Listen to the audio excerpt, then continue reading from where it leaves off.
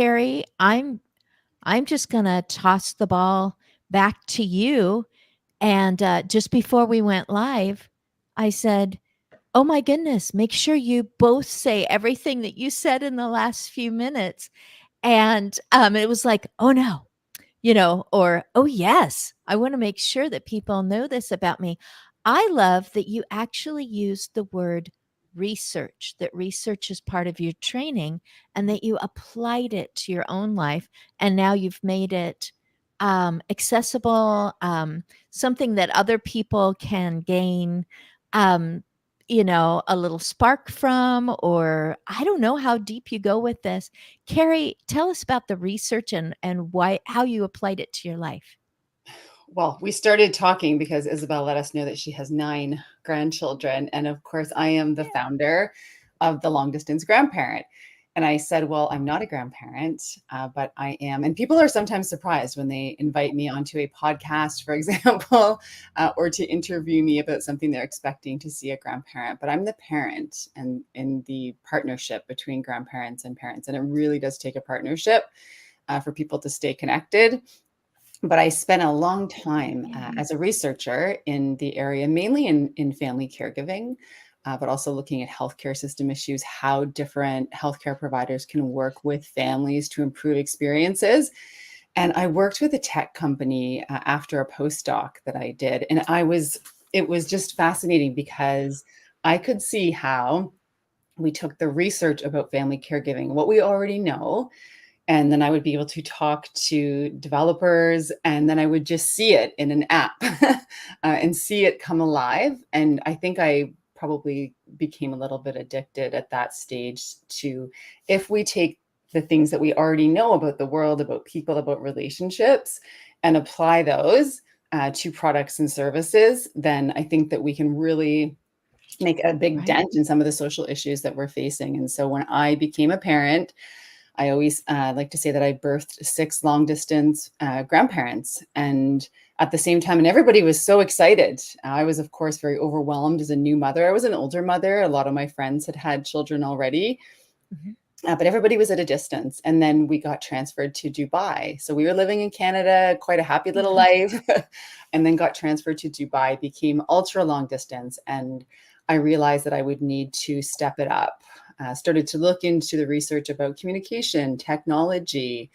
We know that one of the biggest risk factors to not have a close relationship with a grandchild is actually geographic proximity. We don't have a lot of recent research about that. I suspect that's changing because of things like this, where we can talk on video chat, play games with kids. And that's what I teach grandparents to do. But I pull from child development research, you name it. I have looked at it and incorporated it into different types of snail mail to send grandchildren. I provide video chat ideas all the time. And I get to do some really amazing work with some very intentional grandparents. Fantastic. My mother is 93, Mhm. and she said, "Since you're gonna be 2,000 miles away, I would like to receive emails." So I've taken that to heart. I'm going, "And we can still talk on the phone." And she explained why it doesn't quite do it for her. So, I mean, she's turning 93 in just a few days. I've got her birthday card right there ready to take it to the post office because our stuff is still packed. I mean, we are still living out of suitcases, and the big roll of stamps is, I guess, on its way from Killeen, Texas to Waco, Texas. And I so I've been intentional about emailing, even if it's just a picture, even if it's just a quick phrase. I saw this the other day. And then other times it's an opportunity to pour me out. And I think I'm going to keep evolving through what did she say last time? I'll be able to go through the emails and know that she was really happy about this, or she saw a hummingbird. They're still coming to that plant that's somehow still alive after a hot summer, whatever. And I thought, this will be different than phone calls, which I can't scroll back through and see what was it that we were talking about. So I'm really grateful that she expressed what she needed. And I think it's fun, Carrie, that you said that I don't talk to parents. I talk to grandparents. Yeah. And I thought, well, I don't know if you're discluding them or if they're just not part of this right now. You are, I don't know, are you a catalyst coach? Is there a better words to describe you? Yeah, I mean, I think I definitely am coaching grandparents. One of the reasons that I don't specifically focus on parents is I did a focus group early in before starting the long distance grandparent, and the Right. parents said, actually, we're really overwhelmed with everything we've got going on. It would be phenomenal if the grandparents could take a little bit of a lead. And so they understand, parents understand that they need to do, like, they need to scaffold the relationship, right? We have this term, and like scaffolds the conversation, and by saying like, tell Nanny what you did today or whatever that might be. But if Nana can get onto a video chat with a game ready to play, something silly on your face, recognizing that kids' attention spans are actually quite short. You're not going to likely have a 2-hour chat with your 5-year-old grandchild, or even a 10-minute chat. I mean, if you get 5 minutes out of a 5-year-old, that's fantastic. It's a great moment. And so parents said, if grandparents could have some tools, to make the video calls more interesting, even to send mail that is really interesting for kids, then that would be helpful. And so that really shifted things for me. And it's really why I work with grandparents. And also because since I was 19 and I'm 48 now, I have been involved in aging and care research. And I have always had a passion for the contributions that older adults make.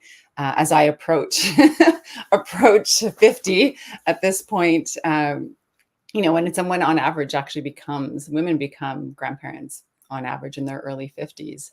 And I have a couple friends who will be becoming grandparents. And so, it's something that older people, something that I've always cared about from the time, I started volunteering in long-term care facilities. So it is the common thread. And, I suppose the aspect of aging that I've always been interested in is the relationships. We know that relationships are key in healthcare, but we also know within families. And if we can teach children how to not be ageist, as an example, right? We know when kids have positive relationships with their grandparents, they're less ageist. And this happens at a very young age. And so there are a lot of reasons, within Yes, it families, but does. also broadly speaking in society, why we should all care about the relationship between grandparents and grandchildren. Enter stage left, Isabel Alexander, who embodies this, taking the lead, putting up the scaffold, you know, doing the prompts. I thought of the simplest thing, but if you if you don't have a starting point, you don't realize that the scaffolding is needed. I mean, just to send a coloring page from your adult coloring book and tearing one out and putting it in and licking the envelope like I did this morning and mailing it. And then when you get on screen, it's like, I worked on this one, but I gave you the next page. How far have you gotten on it? Mhm. Oh, what an opener. What a um breaks down that feeling of we're kind of together, and then all of a sudden you feel like you're just over a really narrow table. Isabel, I want to hear about it. You've got a podcast, you've got lots of experience. Go for it. Yeah, well, thank you, Carrie, for doing this work and providing the inspiration and the catalyst and resources. And there's so many reasons why I'm so glad I got to meet you today. And thank you, Christine, because we crisscross paths and intersect in many, many areas. First of all, I am a Canadian, born and raised in Canada, now living in the United States as a dual citizen, with my youngest daughter living in Dubai for the Oh, last wow. 14, 14 years. Mhm. And I Um, so I bridge the whole spectrum of what you're talking about. I was raised in a very, very large nuclear family, two farm families, lots of children. My father was the eldest of 10. So I was surrounded not only, and I lived with my grandparents uh, for a Wow. whole year, and every weekend, every Sunday was dinner or another day at the other grandparent. So I grew up with a very strong foundation of the relationship and the value of grandparents in your life. Then I became a single teen mom at the age of 16 and was away from everybody, completely lacking a support network. So I get what you're talking about from the parent's perspective, that now you're on your own and you're figuring this all out. And boy, the opportunities to reconnect with my grandparents, who were then great grandparents with my child, were extraordinarily important to me. Um, Beautiful. and then through my life, I've had this opportunity through multiple marriages, not only, and the truth is, of my 9 grandchildren, which I claim as my own proudly, and they've claimed me, none of them are biological. They are all bonus children through marriage, and the children of my bonus children in marriages. So these 9 grandchildren, most of them who were born on my watch, I like to say, Mhm. come from different families, different geographic areas, and I'm sort of the maverick in the group. I'm the one who's moving around the world. Mhm. They're more stationary, although those that are now, going away to college or having started their own careers have moved also, but have been able to maintain this connection, the threads with different families, different ages, even though I'm the one who is popping in and out of airports a lot. And Mhm. but it's to your point, it has taken conscious effort, conscious desire to do that. And you've given me some great other ideas for maintaining that connection, because they're all very unique individuals. So for each one of those, I have a different style of communication or point of contact with them. So for some, I'm doing Instagram or TikTok stories or Snapchat, and others, I do like personal correspondence. So sending them a little something, or even at times, I just spontaneous surprise, no specific occasion, send them something in Amazon, which Mhm. is a lovely way. So no doubt, I got better at all of this because of the pandemic, Mhm. where I couldn't visit, and we all became much more comfortable with technology and Zoom. So I just want to say high five, Carrie, because with so many of us baby boomers, now moving from the nuclear model of families to the extended nomadic families in places like my own, um, being making that conscious effort and communicating in the style and on the level of the individual, as opposed to someone in my past life who thought everybody should just sit quietly and listen to, you know, the epic stories. Yes. Wow. Wow. I'm gonna just interrupt a second. Make sure you continue. I'm gonna call upon my hubby producer, D. Scott Smith, motivational listener, to um, reach back into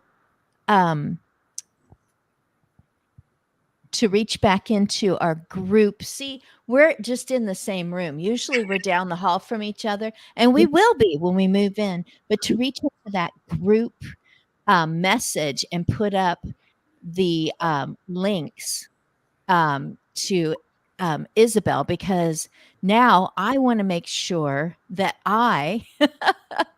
and then she actually put some into our group message, Scott.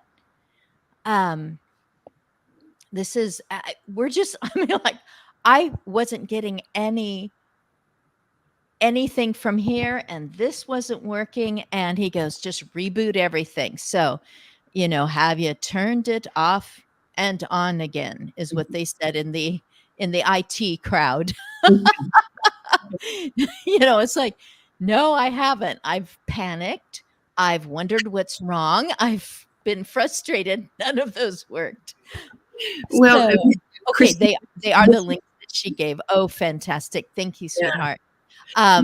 this is I the value of interrupted wisdom. Carrie, and I'm saying hi to Ani. Ani is saying hi to you guys, and Come she on. said, "Grandparents are the best." Isabel, I love that you claim your grandchildren. How, you know, aggressive of you. How wonderful, like your grandparents to you, that it's like, you are mine. This is a bond Mhm. that I don't just say, well, of course you're mine. You know what? I gave birth to the people who gave birth to you. It's like, no, I claim you. I remember you. I'm sending you something that reminds me of you, or reminds me of a time that we had together, or makes me, um, whatever. I'm so grateful that you expressed that. Carrie, have you remembered through all this what you wanted to say? No. Oh, No, I'm I sure. have that I'm effect sure. Well, on what people. I was actually thinking about Isabel's trips through airports. That's come to mind because it's such a beautiful intergenerational place to hang out. I love watching the reunions. It's always the, younger people, older people, moms, dads, and how lovely that you have a daughter in Dubai. I had my second child in Dubai, and he was a few months old, and I'm truthfully not really cut out for maternity leave. I really enjoyed the maternity leave with my first son. Mhm. And then in Dubai, I kind of thought I just need to just flex my brain a little bit. And so I started what I called the Grandparent Interview Project. And I reached out to a group of expat moms in Dubai. And I suspect your daughter has, I mean, there are phenomenal groups in the UAE that are help like other expat moms. I mean, I landed there and didn't know what to do. I had one child at the time, went on, thank goodness for Facebook, found this group of expat moms and said, it's 40 degrees outside. I have a 2.5-year-old. What am I supposed to do? My husband is at work. I don't even know where I am.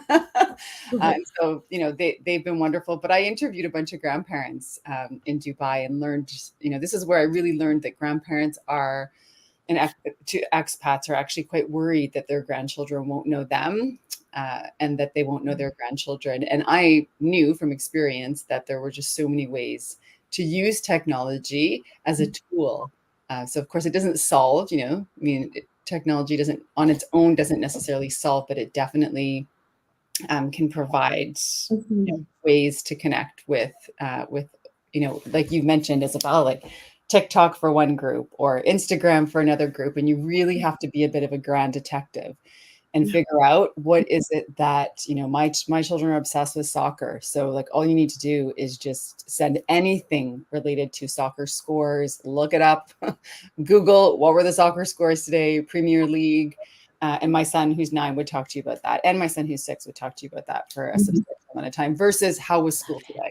Right? He doesn't want to tell you. No one wants to tell you about that, but they want to tell you about what they're interested in. Did you play soccer at recess? Who won? Those types of things. Um, because I know he won't be on LinkedIn at this time of the day. I will. This will be a spoiler alert. One grandson has a recent interest in Crocs and the Croc charms. Oh, yes. Yeah. So that's what I did yesterday. Literally, was I went to research a specific Croc charm to surprise him with, and it's kind of a touchy point with him. So I'm delighting in the mischief that I can create by having found his nemesis to put on his shoe. So yeah, I think, and I love the term scaffolding. Kudos to you for that, because it's a consciously building that structure to support the relationships. And if you wanted to have them in your life, they're the children, we're the adults, right? We have the experience, the resource, the reason. Then get off your duff and go figure out how to do it. As opposed to maybe generationally before, and certainly I was raised that you have to be very respectful of your elders and you shouldn't be speaking too much unless they speak to you, blah, blah, blah. I'm sorry, that doesn't work today. It didn't work all that well. Fortunately, my grandparents were much more open than that. But Well, and it doesn't, I think baby boomer grandparents today, and I share this with grandparents all the time, like you really are on the cutting edge of this because you did not video chat likely with your own grandparents. And I remember when Skype started, it really was just exciting that you could talk to someone for free in a yeah, different country. I have family in Ireland, and my dad was the pioneer. He told me about this thing called Skype. I did not believe him. I'm like, my goodness, he's getting scammed. What is happening? He's talking to someone in Ireland for free. I don't believe it until I saw it with my own eyes. And so this kind of video chat 3.4.0 is that you can play together on video chat. But yeah, you have to be just like when you're in person, you've got to have a few things up your sleeve to keep kids interested and to get to know them. Because if the goal, you want them to get to know you. But we all know that if you're in a room with people, that listening to others is actually how you can get to know them. And so it stands to reason that doing the same with your grandchildren. So asking interesting questions like would you rather questions, are questions that are kind of fun and engaging to answer. And so, yeah, there's so many ways that you can do it, but it is about scaffolding and it is about being willing to put in the work as a grandparent. yeah. And the rewards are exponent. It's like compound interest, right? Because once you start to build that rapport with them, then they contribute more, and it's a lot. It's a lot less like pulling their hair. It's they look forward to, well, what is she up to now? Or wait, I can't wait to tell her that this has happened. So it's a badge of honor for me to have that relationship with my grandchildren. That, as I said, they're all very diverse, different lives, but they will share things with me that they might not share with their parents, or test the water with me first. Know that it's a safe place. So that's it. I just want to go back to your comment about expats because, again, the synchronicity, Carrie, is amazing. On my YouTube channel, and Scott put up a link for that, I have a series of expat interviews with my daughter in Dubai, helping people understand what expat life means and not the misunderstandings that many people have, or the made up versions of it. So on my YouTube channel, if you're curious about what expat living is about, me and my daughter, and this was a COVID project too that we did. So. Oh, I love that. There's Wow. someone else, a wonderful author named Helen Ellis, and I know she's on LinkedIn. I don't know if she's watching today, but she's written 2 books, and one is called Being a Distance Grandparent, and then Being a Distance Parent, and really trying to. And I know she's working on one called Being a Distance Grandchild that I can't wait to see. I can't wait to read it. She's in the midst of moving and downsizing, so that might take some time. But it's a great book for expats in particular because she does unpack what it feels like. I saw myself in the book so many times. You feel guilty as a parent moving away. It's this balance between trying to, strive and find financial stability for your own family, live an exciting life that, you're proud of one day, and also, being a daughter. And making sure that your children have a good relationship with their grandparents. And so, the expat piece is it's a really different type of long distance grandparenting. There are some principles that definitely, like I share this framework that I created, Your Grand Path to Connection.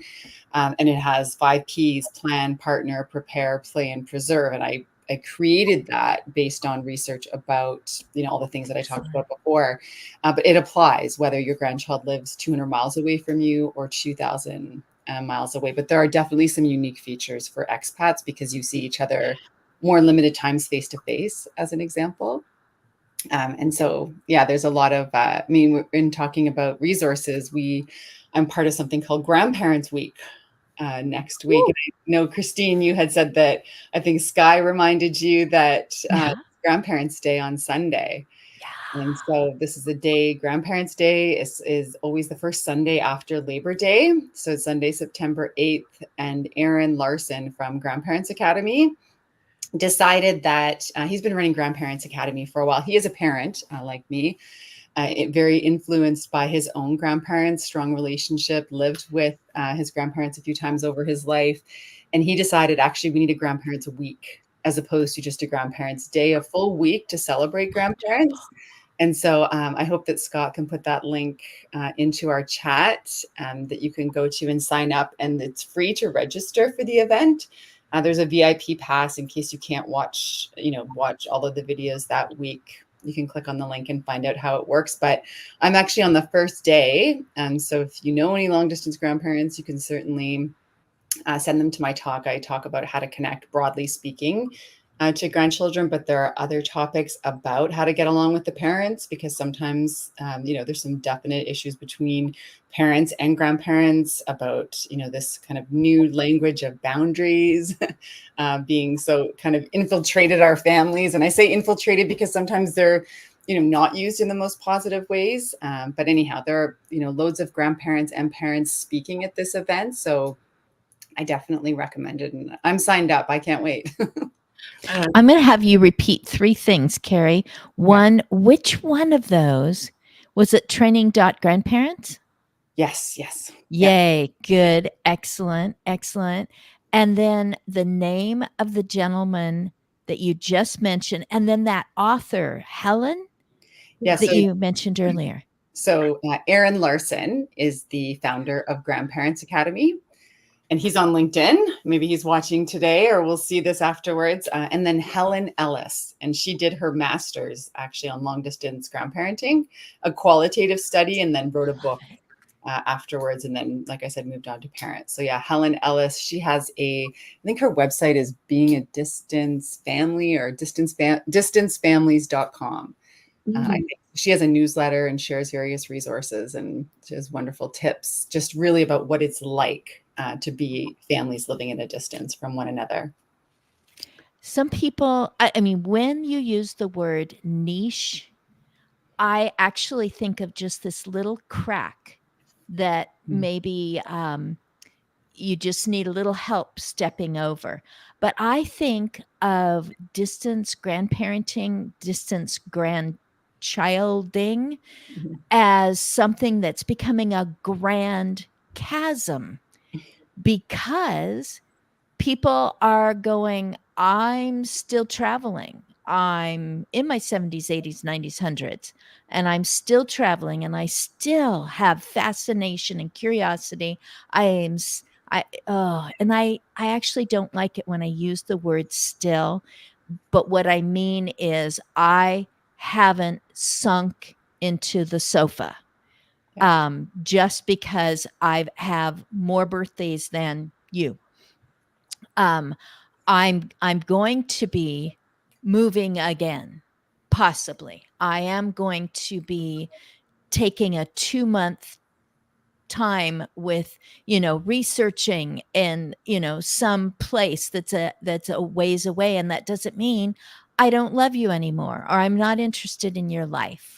And the same with the grandchildren. So I'm excited too that you talked about these books being written so that someone can go, I never thought of it that way. Wait a minute, I could be doing this. Oh, that's made me think of 3 things with a particular grandparent, a step grandparent, an adoptive grandparent, as Isabel was talking about, that is like, I really haven't connected lately, but right now what I'm doing would make, Grandma Isabel go, booyah. I wanted to hear about that.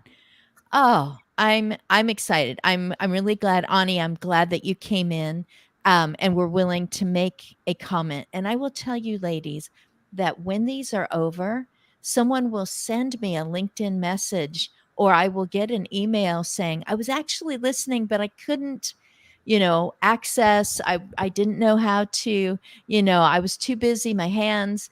But I heard it, or I heard it in replay because I realized, the time went by.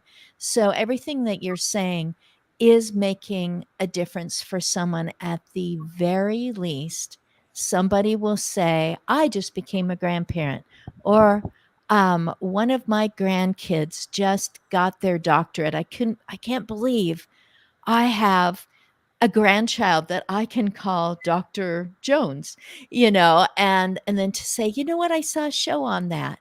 I saw, because they are going to be on the other coast or on another continent. Yeah, I'm so grateful that you two have you use the word serious, seasoned women, serious. What was the fourth word? Business, seasoned women, serious business, wise enough to want more. That is my podcast, and I'm excited, Carrie. I hope that you'll agree to come on and be interviewed, because my audience are women that are, 40 to infinity, uh, Yes. primarily business owners, but that means that so many of us have families, and today with, you know, the frequency of remarriage, we have multiple families and extended, and we become, I mean, I also live in the role of sharing those grandchildren, those bonus grandchildren, with other sets of grandparents. So to your point, I claimed them, Christine, but I'm not displacing somebody else. No. I think I'm just, adding more to Mhm. the support, the scaffolding for the grandchild, right? Again, Mhm. I love that term. So I want to tell you, this is extremely exciting for me. Not only is it that I'm aware now that there's Grandparent Week, but I turn 70 a couple weeks from now. Mhm. And Congratulations. yes, thank you. Yay. I'm not sinking into the couch either. And I particularly delight in the fact that my grandchildren say, whoa, what's she doing now? Right. And so that I think together, collectively, we can all change any residual misinterpretation of aging, Mhm. and Very that good. we can change this whole idea of, just because I don't live next door to you and have cookies coming out of the oven when you come home from school, Mm. I still love you and I'm fascinated by your life, and I celebrate you in everything that you do. So I think that's great.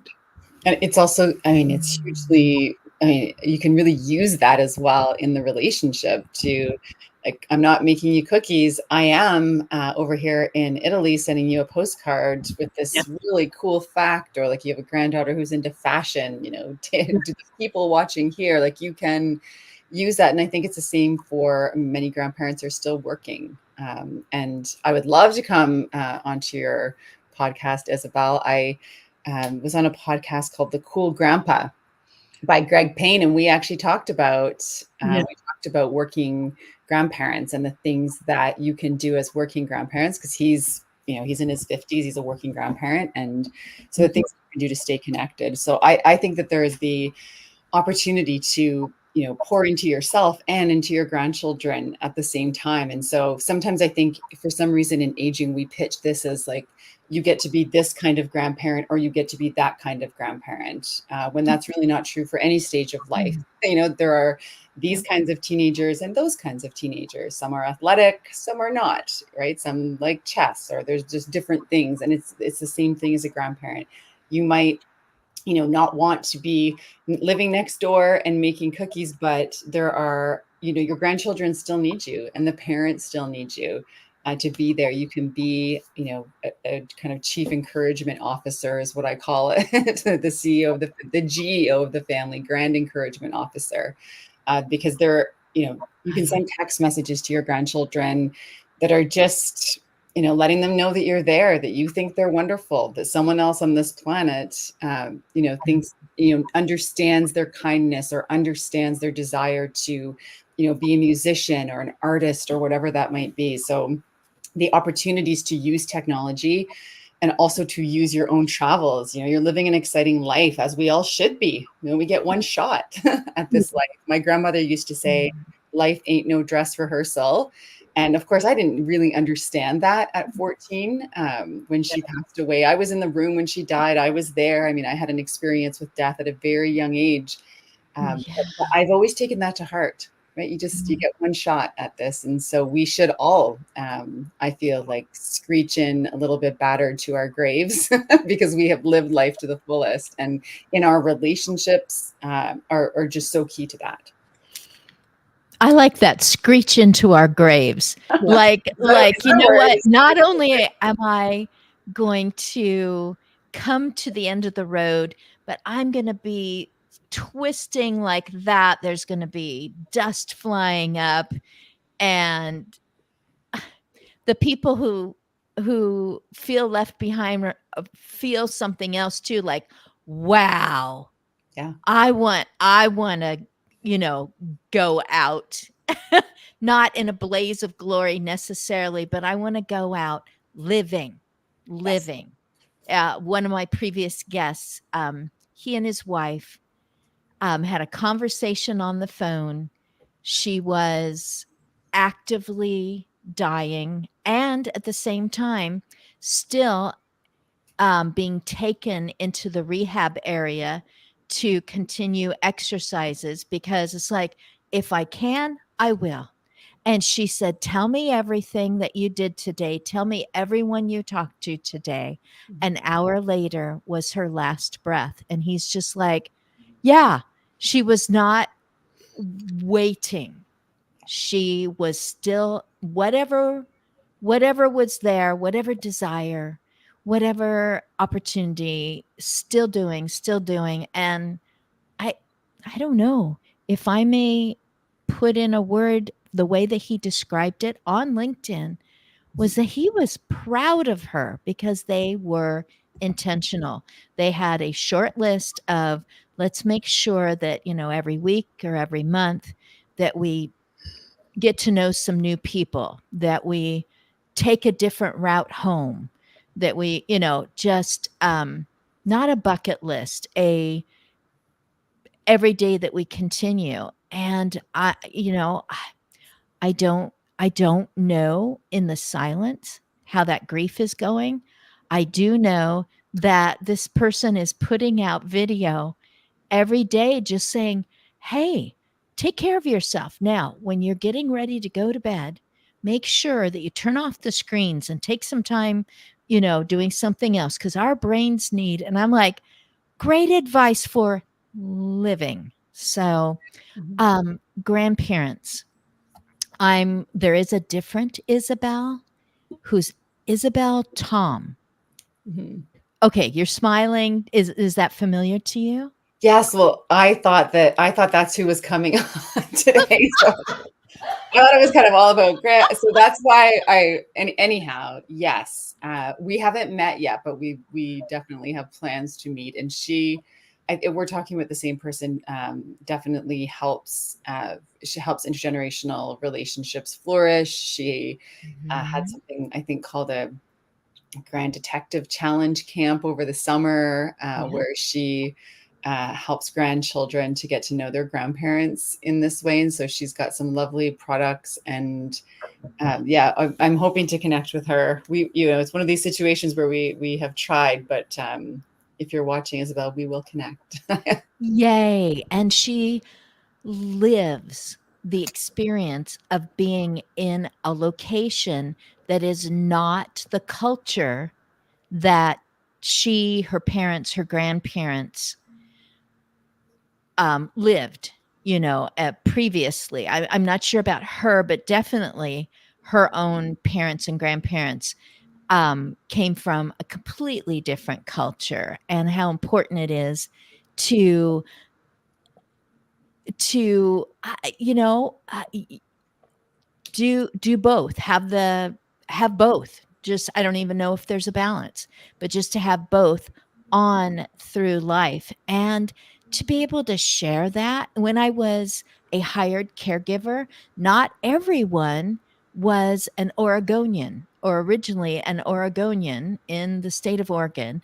Some people had lived in Italy, some people had been raised in Europe, in the Pacific Rim, along the Pacific Rim, and just to, I don't know, to be known as the grandparent who pronounces those words, counts with me in more than one language, that's Isabel. Appreciate you saying, I'm not here to displace the other ones. It's like, what do you want on your banana split? Do you want pineapple? Do you want whipping cream, maraschino cherries? It's like, well, what if I enjoy all of them? They're very different. And it's like grandparents. And Carrie, I think you said that you gave birth to 6 grandparents. I birthed. Yes. Yeah, you birthed I 6 birthed. grandparents. Mhm. So yes, there are multiple marriages. There are people who come on the scene in different ways. None of our children are ours biologically. So we claimed them at the beginning. And when I say that my son-in-law says that I'm going to be a grandparent someday, that he's made that contract with me, verbal contract, so it's binding. Um, I'm just like, yes, and I'm not gonna worry. It's gonna be a non-issue that I didn't contribute DNA. It's gonna be a big issue that I pour myself out there, and that I listen. Both of you mentioned, listening to that person and going, make a mental note, make sure that I get back to them on that thing, because that means that this has importance even outside of me.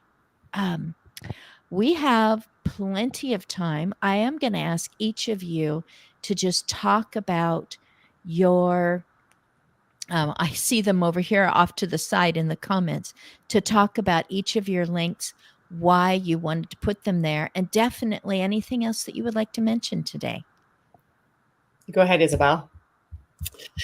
Well, thank you. Thank you. I am just, my wheels are spinning here. The opportunities to get to know you better and to collaborate and just to share this benefit to help other people look at things a little bit differently. I'm so intrigued by Scott's moniker, motivational listener, because in this case, I feel like I've been receiving so much. So I am probably the queen of transformation and reinvention. At least I'm a legend in my own mind. And I grew up in entrepreneurship and ran many businesses, and then built my own and sold it up, and found retirement just wasn't my thing. And that I was drawn back to the entrepreneurial world. So now I work as a business and transformation coach for women entrepreneurs. But at the same time, I'm a serial entrepreneur, so I continue to reinvent and do new things. And so podcasting is something that I'm enjoying, because it gives me this similar opportunity to get to know people and know stuff I have not yet experienced in my life. A YouTuber, which is the new, great fun way for me to pretend I have a TV show. And I'm an author. And I have recently started a publishing business, and you've inspired lots of ideas for books that need to be created. this is all aligned with, and by the way, the one that I am working on this month, which will launch as part of a celebration of my 70th birthday, is how to create your own epic list. Because I prefer not to have a bucket list because of the, the unfortunate end of that, the conclusion of kicking the bucket. So for me, living my life epically has been my intention, my desire. And I also have a program called Live Your Legacy, because I think to be present and live our legacy so that we can influence it and enjoy it is far better than waiting for someone to say something nice about us after we have left the planet. Um, so I shared my link tree because I've got this diverse way I show up in the world, and my podcast. I'd love to have you all come on and listen this week and if this month, and if you like it, vote for me, because I've been named for Women in Podcasting Awards in the business category. Yay! How do we vote? And it's me. I mean, I know which buttons I've pushed before. How do I vote? On my LinkedIn profile, there is a post about the award. You'll see the little nominee banner, and you can just click a link right there and it takes you. It's very user-friendly to vote. Right. I should have shared that. Oh, in fact, you know what? It's the top item on my link tree, Christine. Make it even easier for you. It's right there. So thank you again. I'm delighted that we have this movement to involve grandparents more actively in everybody's life and create their legacies. I can't wait to go vote and to listen. Yay! Phenomenal. Thanks. And I love the focus on legacy. Grandparents, as you can imagine, legacy is top of mind. And I always talk about how your legacy is now. It's your relationships. It's the relationship that you are currently having. Like, your legacy for your grandchild is what you do today to reach out and connect with them. That's part of your legacy, because those are the small things that they'll remember. And I definitely talk about that in the Grandparents Week interview that will be released on Sunday. I think that was one of the links that I shared.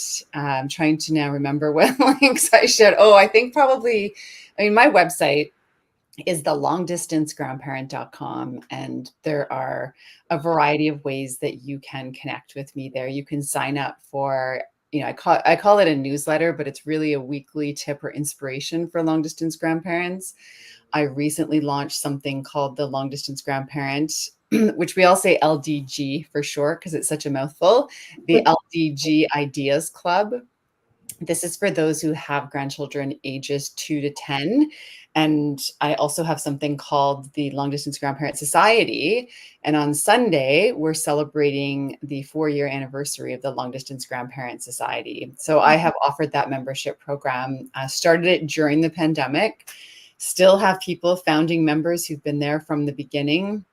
A program that I am just immensely proud of because of the connections that have resulted, the numerous relationships that have been impacted through serving grandparents. They go out into their families and have these beautiful connections with their grandchildren. So the Ideas Club is really, it's just I'll send you a printable pack every month that has snail mail to send. And so I'm not going to send you a picture of a dinosaur to send your grandchild. I'm going to send you mail that connects. I'm going to mail that you can help them get to know you. You can get to know them. We have one-way mail, interactive mail, and then I give you video chat ideas. The Long Distance Grandparent Society, you get a pack, but it's called a Pack Plus, and you just get more. These are grandparents who are looking for more ideas. You get access to a portal that now has, hundreds and hundreds of ideas about how to stay connected to your grandchildren. But importantly, in the society, we also meet monthly. And so there are 4 different opportunities to gather with other long distance grandparents, because something that people don't often know is that, and I actually first learned this, I would say, probably from Helen Ellis, who talked about came in and spoke with my membership about the grief that long distance grandparents experience, but then also a friend of mine, Emma, who has this awesome company called helptext.com, and she's a grief expert. And when I explained to her what was happening with grandparents that I was talking to, she said, "That is grief, Carrie." That's grief. And so we talk a lot about, I mean, it is a grief for the loss of the type of relationship that you thought you might have with your grandchildren versus the one that you have. And also just a belief that you can't have the relationship when you can. And so we work through a lot of the emotional aspects of long distance grandparenting. So that's the membership program. And I have other resources on my site. I love posting. I'm really loving Instagram these days, actually. And so I'm probably on Instagram the most, where I share ideas and connect with people there. And also because I find it to be quite an educational place now. Like, I have learned about so many different people on Instagram. So I'm still on Facebook. And every once in a while I pop into LinkedIn, although lots of people are encouraging me to be here more. So I'm happy to be here. But I think you talked, Isabel, how you kind of thought retirement's not for you. And I think something similar happened to me when I was working in the university setting. And I thought, this probably isn't for me. I married someone who specializes in human rights. That's not something that you sit in the same place and do for, 20, 30 years. You move around, And so it also just really, I don't know, like I said, publishing papers. I love working with students. And am very grateful for the mentors that I've had, but I am definitely happier in a place where I get to be so creative. Like, before this call, was like designing things in Canva, mail, working with my graphic designer, mail to send, things to do, coming up with different questions to ask your grandchildren. So I have a lot of fun in the work that I'm doing now. And I really do feel grateful that I'm able to do it and to help families. It's really at the core of what I want to do, is help families and help older adults and to get the recognition that they should within their families, because they are doing important work within their families, and we need grandparents. Ani has been saying, ladies, you are wonderful. And of course, she's right. She's medically Ani. trained. She's medically trained to find out how to relieve pain. And she has been on Aspects of Aging screen more than once. Isabel, this may be your third time. I think so. Yeah. Yay! Carrie, oh, I'm so glad I found you, or you found me. Somehow we get connected with people, and I think, you sound interesting. I just jump right in and go, hey, come. And this happens, and these collaborations. Ani says, congratulations to Isabel. And as queens do, you are celebrating your 70th on your terms, your way, by creating and expanding. Thank you for telling us about this. And yes, my hubby producer, D. Scott Smith, with that curious moniker that he lives out being a motivational listener, and he can tell you about everything. I mean, he's researched it. He's got whatever, evidence-based, etc., about being an interesting person in a room of people by being interested in that person, which brings us all back to being that kind of grandparent, and even learning to be that kind of grandchild that reaches through ways of communication and develops a relationship.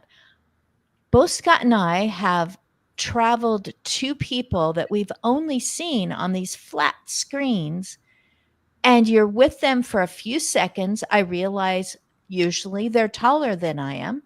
And after that, it's just like, oh, I can see the back of your head now. We're in 3 dimension, and boom, we go on yammering like we did when we were on screen, or maybe even only commenting on somebody's post or something like that, and it's like, oh, I hear their voice, and then we just go on.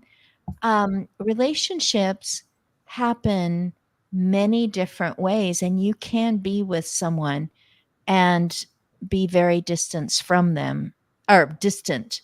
You can have a distance in a relationship that is an arm's length away, and you can hug someone around the world who's had something terrible happen, and they feel that hug if you just, put forth some words that you don't just click. It says, sorry to hear that, caring about you or whatever, and that's all you click and send it. If you just stop and do that for that person, putting things into words or into an envelope. I'm going to play Would You Rather in these last moments, and I only have one. If you two ladies think of another one, we have a few minutes, but you both have things to get to. So, since both of these have been brought up a number of times, and I love word pictures, I can see one. I can see one that I've seen. I can imagine one. So, would you rather climb to the top of a scaffolding that is 5 stories high and back down again? Or would you rather wear Crocs that are covered with those, what are they called? The Gibbets. Gibbets. Yeah. Thank you. I might need to know that when I get to be a grandparent. So, and would you rather wear those Crocs every day, everywhere you go, everywhere you're seen for a week? So climb up, down once, wear them for a week. Which one's ready to answer? Would you rather? Oh, I would take the Crocs every day of the week. I mean, do not put me up high climbing anything. Thank you very much. My goal is to never experience skydiving. Like, I want to stay in the plane always. Like, that's really my goal, not to jump out of it. So I'm going to take the Crocs, because my kids will also think, I mean, they might be, the older one will be quite embarrassed probably, because he's almost 10 and we're going through that. But yeah, no, I'll take the Crocs. And I don't like Crocs. Like, I don't like wearing them, but I'll take them for sure. Okie doke. Yeah, you have to take, usually neither of them are in a would you rather. Neither of them are like, oh, I do that all the time. Yes. So now I'm going to find out, Isabel and heights or Isabel and fashion? So easy for me to answer this, because my lifetime mantra, anybody who knows me will identify with this. My lifetime mantra is lift as you climb. So I'm going to climb up that scaffold, because I just am exhilarated about that opportunity to see things from a different perspective. It's not that I'm particularly brave about heights, but I agree with you, Carrie. I'm going to stay in, my ass is staying in the seat in the plane. And I am a bit of a fashion hound. So yeah, Crocs, no, not for me. So I'm I mean, climbing. for that TED talk that you were read and you're like, oh no, I have to wear the Crocs. Well, right. And that would be the name of my TED talk, Lift as You Climb, Yes. because it is the legacy that I would like to leave. Beautiful. I Tell me love what it. it looks like up there. And if you fall, I'll be standing down there catching you in my Crocs with the very cool, fashionable gibbets, I might add. Very cool. Okay, well, a recent episode on my podcast was about building your own emotional and inspirational trampoline as a seasoned woman. So, Carrie, you're down there. You're holding my trampoline, okay? I'm there for you. I'm Thank 100% there for you. Wonderful. Wonderful. Oh, you guys have given me such word pictures. I'm going to let you go 1 minute early so you can get going to all these truly important, life changing, lifting, uh, coaching, everything that you've talked about today. This was such a worthwhile hour just for me, just to know you both even better and to go, there are people doing stuff and I get to meet them on my screen. I do need to say, Aging Better Network. I did write a book on practical grieving on your own terms. It is a practical guide to creating your own kit, and it is Caregriever Kit. You if you go on to agingbetternetwork.com, it will bring you there. Otherwise, Amazon keeps going. What you meant to say was Caregriever Kit or caregiver kit, but Yeah. it's Caregriever Kit. And then I also have a book where I put down all 52 general aspects of aging. It's not necessarily wrinkles or disease or losing energy. It's more about things like, you know, I don't like it when people pat me on the hand and say, this is kind of new. There you it's a little too confusing for you. We'll just take care of it. And it's like, I don't like that. I don't like being disregarded. I don't like being counted out because you counted my birthdays. It's things like that. And I learned from the best. I learned from almost 100 different people that allowed me to be their caregiver assistant.